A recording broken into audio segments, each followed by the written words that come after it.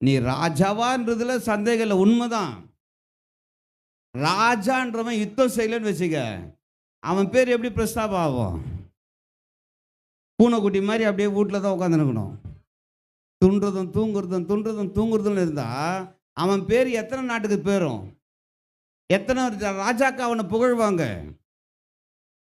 ராஜானா ரெண்டு காரியம் இருக்கணும். ஒன்று, யுத்தம் செய்ய ஆயத்தமாக இருக்கணும். ரெண்டாவது, அவருடைய எல்லை பெருகணும். அவருடைய எல்லை என்ன பண்ணும்? பெருகணும். நம்முடைய ராஜா பரலோகத்தின் ராஜா.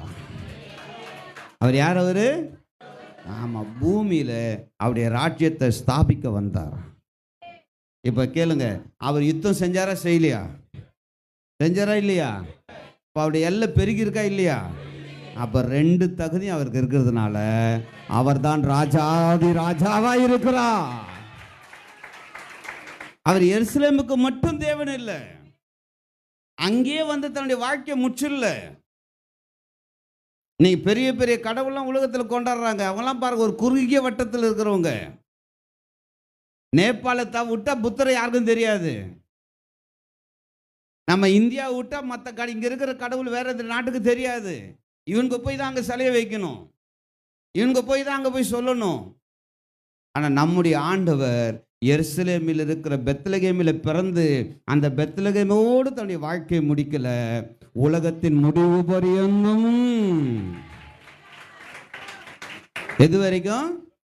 ஆமா, எருசலேம் இல்லை, யூதேயா இல்லை, சமாரியா இல்லை, உலகத்தின் முடிவு பரியந்தம் தன் ராஜ்யத்தை ஸ்தாபித்தவர் ராஜாதி ராஜாவாயிருக்கிறார்.